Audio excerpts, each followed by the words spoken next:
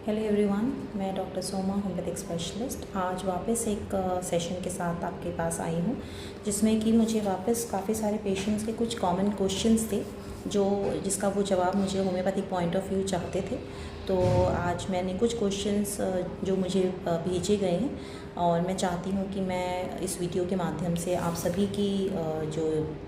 ये क्वेरीज़ हैं इसको पॉसिबली रिजॉल्व करने की कोशिश करूँगी। तो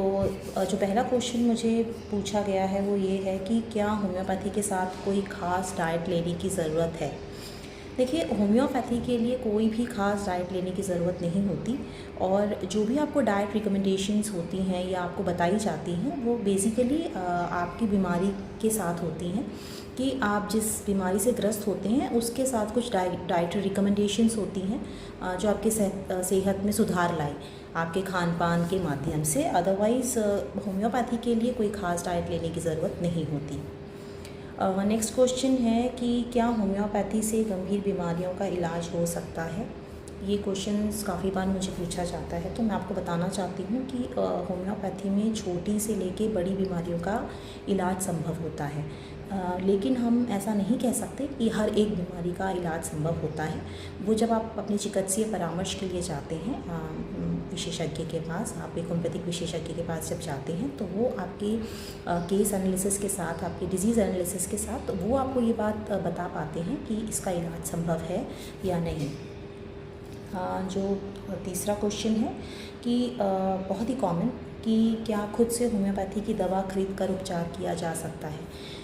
ये क्वेश्चन भी है एंड ये मैंने इवन क्लिनिकल प्रैक्टिस में देखा भी है कि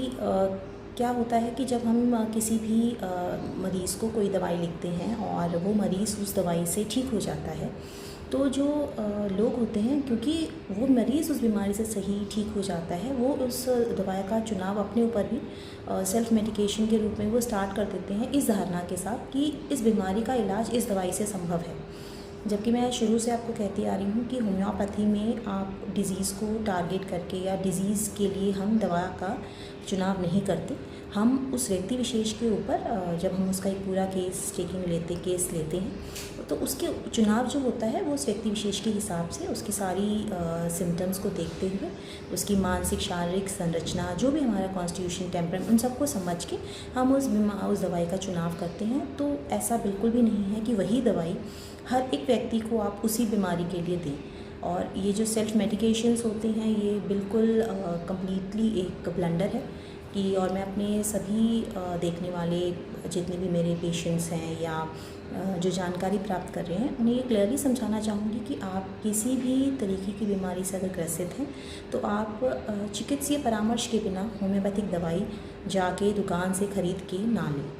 आप डॉक्टर कंसर्न जो डॉक्टर हैं उनके पास जाइए, वो उस दवाई का चुनाव करेगा, उससे आप ठीक भी होंगे और आपको किसी प्रकार की परेशानी भी नहीं होगी। नेक्स्ट क्वेश्चन है कि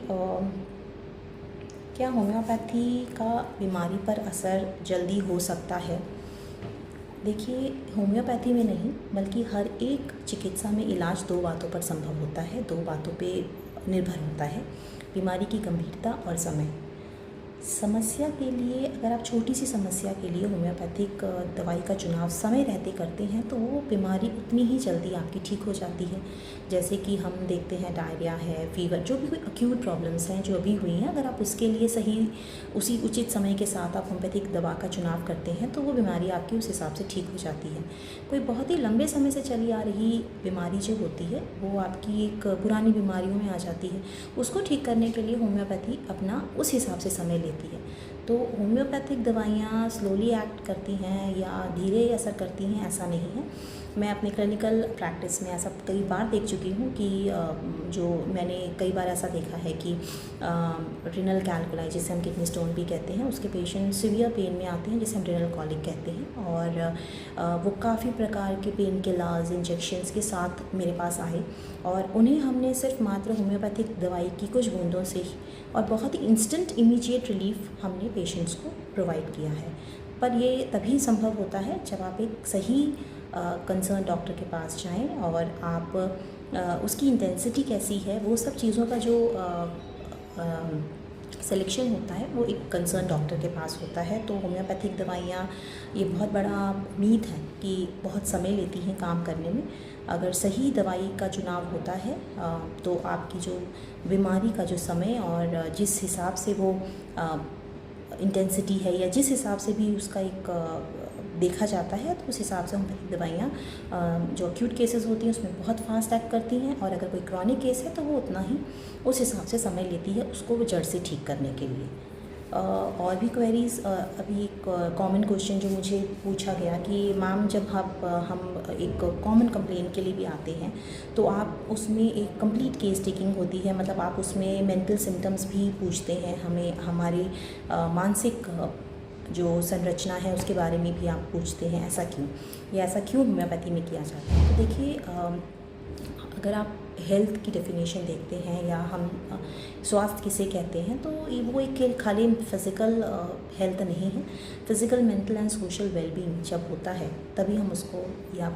स्वास्थ्य को डिफ़ाइन करते हैं या हम कहते हैं कि आप हेल्दी हैं।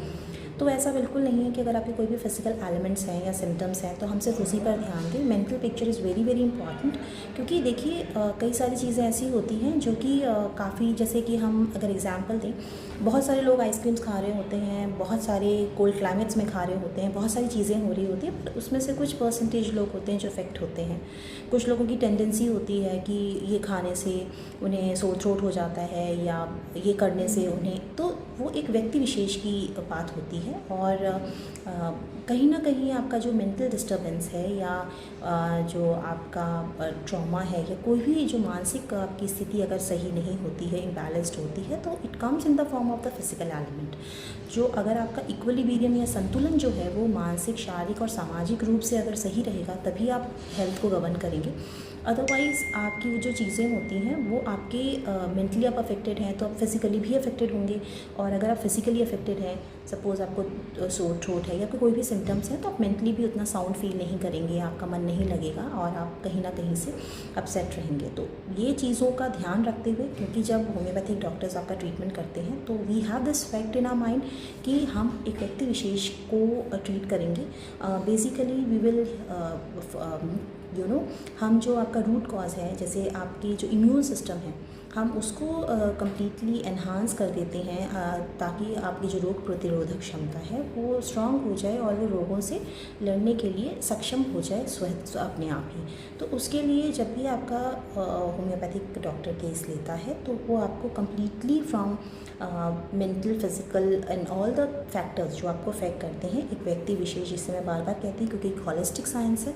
तो इंडिविजुअलाइजेशन पे बेस करता है। इसके लिए हमें ये सारी चीज़ें हम आपसे पूछते हैं और इसीलिए जो आपका निदान होता है वो रूट कॉज से होता है और आप कंप्लीटली ठीक हो जाते हैं। अगर आपका कोई फिज़िकल एलिमेंट भी है, कोई आपको स्किन में कोई इश्यूज़ हो रहे हैं, तो आप मेंटली भी उतने ही, जब आपकी बीमारी हट जाती है या आप ठीक हो जाते हैं, उपचार हो जाता है, तो आप मेंटली भी उतने ही अच्छा फील करते हैं। You are back to the flow of life and you are feel good enough. तो ये चीज़ें जो होती हैं इट रन्स इन